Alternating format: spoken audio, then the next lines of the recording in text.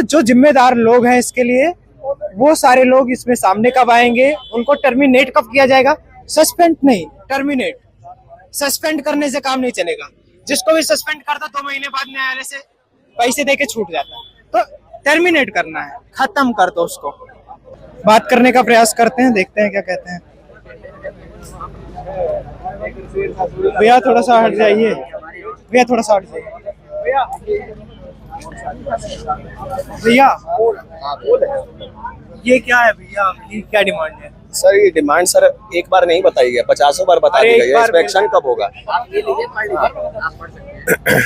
आप पढ़िए ना, यहाँ कैमरा लाइए। मुझे इसका मतलब समझना है। For a, T for T, इसको क्या सर? ए से accountability, accountability of coaching government authorities. D for demand for compensation. इसको भी दिखाइए आप भैया, थोड़ा सा हट जाइए। Hub for libraries. सर यहाँ पर लाइब्रेरीज बेसमेंट में है सारी। अगर आप बंद करवा रहे हो तो आप पब्लिक लाइब्रेरीज प्रोवाइड कराओ।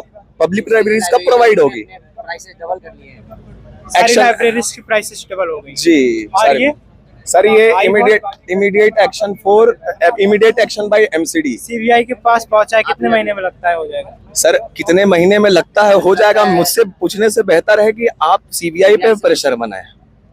हम वही कर रहे हैं। हाँ तो ये के फॉर? सर के फॉर कानून फॉर रेंट एंड ब्रोकरेज।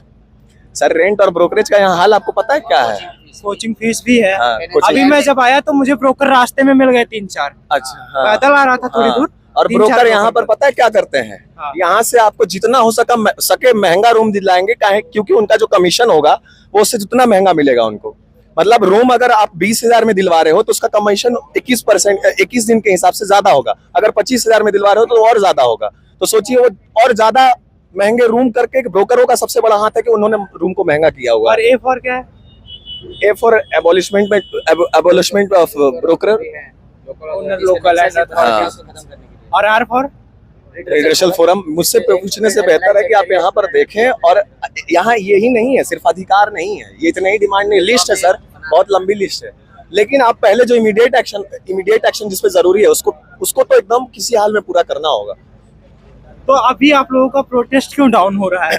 कहाँ डाउन हो रहा है? नहीं, यूनिटी बन रही है। यूनिटी नहीं होने का कारण कुछ अराजक तत्व आ रहे हैं। कोई प्रोटेस्ट डाउन नहीं हो रहा। लोग आ रहे हैं, बहुत अच्छे मात्रा में आ रहे हैं। कुछ अराजक तत्वों की वजह से नहीं, कुछ लोगों ने कहा हमसे कि अब ये प्रोटेस्ट खत्म होने वाला है। इसके कुछ अधिकारियों ने कहा। और ये जो आज जब तक मांगे पूरी नहीं होंगी तब तक प्रोटेस्ट खत्म नहीं होगा। ये जो बैरिकेडिंग हटाई गई है आज, इसके क्या कारण है? बैरिकेड हटाने में सबसे बड़ा हाथ साइड में आप अगर रात में आएंगे ना देखने के लिए तो आप बैरिकेडिंग कुछ अराजक तत्वों के द्वारा कुछ कहीं जाना हो, इमरजेंसी हो जाए, किसी को हॉस्पिटल जाना हो, किसी को और कहीं जाना हो, ठीक है, बच्चों के स्कूल है, उनको यहाँ से निकलने में प्रॉब्लम हो रही है। आज 1 हफ्ता हो गया हम यहाँ बैठे हुए हैं, तो पब्लिक को भी दिक्कत हो रही है। तो हम पीसफुल प्रोटेस्ट कर रहे हैं, इसलिए हमने रास्ता दिया है पब्लिक को निकलने के लिए यहाँ से। तो ऐसा नहीं है कि हमने रास्ता दे दिया तो हमारा प्रोटेस्ट खत्म हो गया है। हम समझदारी से अपना शांति से प्रोटेस्ट कर रहे हैं। प्रोटेस्ट डाउन नहीं हुआ, प्रोटेस्ट चल रहा है। एमसीडी के जो चीफ आए थे, हाँ, तो वो क्या आश्वासन देकर गए आपको? उन्होंने आश्वासन दिया है, उन्होंने क्लीनिंग प्रोसेस चालू करवा दिया है, डिसिल्टिंग का प्रोसेस चालू करवा दिया है। जो कचरा चालू करवा दिया, अभी तक 8 फीट पानी उसमें क्यों भरा हुआ है? वो पहले भर चुका है। जब सफाई करवाने से पहले ही बारिश हुई थी तब वो भर चुका था। उसके बाद अब होपफुली नहीं भरना चाहिए। अब इन्होंने देखिए बारिश होगी तो भर जाएगा। अब उम्मीद तो हम नहीं कर रहे हैं। देखिए ये आपके सामने से जा रहे हैं, सब क्लीनिंग करके ही जा रहे हैं। तो इन्होंने आज जब मैं आया यहाँ तो यहाँ से पानी गया, वो पानी अंदर भरा हुआ था। अंदर का पानी। अभी भी यहाँ ड्रेनेज की व्यवस्था नहीं है। वो उसको इम्प्रूव करेंगे। वो एक दो दिन में तो चीजें इम्प्रूव होती नहीं है, टाइम लगता है, 1 महीना 1 हफ्ता। मतलब कुछ बनेगा, कोई कमेटी बनेगी, उसको इम्प्रूव नहीं होगा। आप लोग प्रोटेस्ट बंद नहीं कर रहे हो? डेट मिल जाए हमको, रिटर्न में मिल जाए कि इस तारीख तक हमने ये काम करने के लिए इस तारीख तक डिसाइड कर लिया है। एक हमको पर्टिकुलर डेट भी मिल जाएगी, उस पर साइन मिलके उस पर स्टैंप लग के तो हम मान जाएंगे। मतलब रिटर्न में कुछ हमको कन्वे हो जाए। फॉर एग्जाम्पल काफी सारी चीजें हुई हैं, सीबीआई को इंक्वायरी ऑर्डर हुई है, और सीसीटीवी फुटेज के लिए आतिशी मैम ने बोला है, और भी सारी चीजें हुई। पब्लिक लाइब्रेरीज के लिए 4 जगह अनाउंस हुआ है, 4 जगह, पटेल नगर, करोल बाग, शायद पटेल नगर, मुखर्जी नगर, ओल्ड आइंदा नगर, और एक और जगह है वहाँ पे। इस पर आप लोग राजनीति कर रहे हैं या कोई और कर रहा है? क्योंकि अभी मैं जब आ रहा था, एक सेकंड सुनिए तो मेरी बात।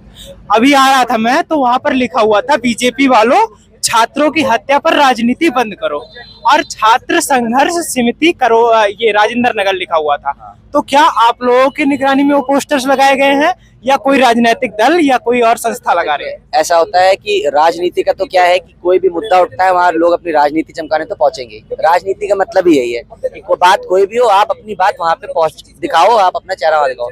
यहाँ ऐसा नहीं है, यहाँ हम सारे एस्पिरेंट्स हैं, हम लोग पढ़ने लिखने वाले बच्चे हैं, यहीं रहते हैं, यहीं पढ़ते हैं, हमें राजनीति से कोई मतलब है नहीं। हम अपने मुद्दे उठाने आए हैं। अगर राजनीति करनी होती तो हम किसी नेता या किसी चेहरे के पास जाते हैं कि हमारी मदद करो, आओ हमारे लिए खड़े हो, पर ऐसा नहीं है।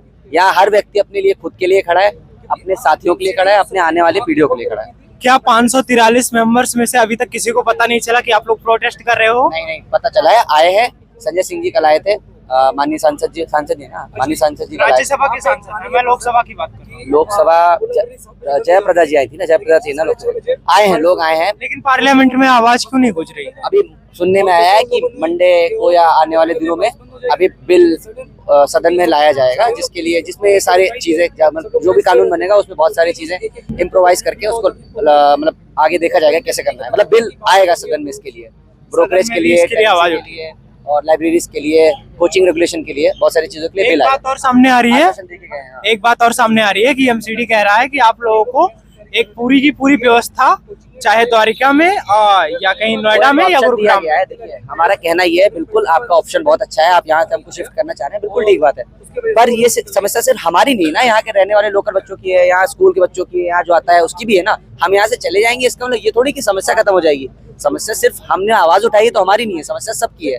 आज हम लड़ रहे हैं, हमें यहाँ से देश की स्थिति इस समय क्या है कि इन कोचिंग संस्थान को बढ़ाने के लिए, बढ़ावा देने के लिए सरकार कह रही है कि हम इसको आपको शिफ्ट करके देंगे जिससे वो अपनी फीसें और ले सके।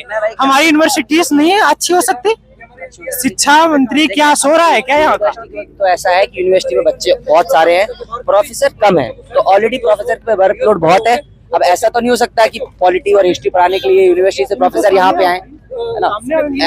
ऐसा तो नहीं है कि यूनिवर्सिटी के प्रोफेसर आएंगे और आपको पढ़ाएंगे तो वही जो या तो यहाँ से पढ़ के निकले हैं, या तो उन्होंने कुछ सीखा है, या तो कुछ जो सिलेक्टेड है ना, उन्हीं में से कुछ पढ़ाएंगे, या तो जो बहुत समय से तैयारी कर रहे हैं, उन्होंने कुछ अचीव किया है, कुछ नॉलेज सीखी है। तो इस वजह से अब यहाँ से शिफ्ट करना है एक अच्छा सोल्यूशन है, पर उससे समस्याएं सॉल्व नहीं हो जाएंगी। लेकिन हमारी शिक्षा व्यवस्था सुधर जाए तो ऐसा नहीं हो सकता क्या? शिक्षा व्यवस्था के लिए काफी सारे काम किए गए हैं, काम चल रहे हैं, केंद्र सरकार ने भी किए हैं, दिल्ली सरकार ने भी किए हैं। तो हमारी शिक्षा व्यवस्था से लड़ाई नहीं है, हमारी समय सिक्योरिटी से है, बेसिक ह्यूमन कंडीशन से है, रहने लायक।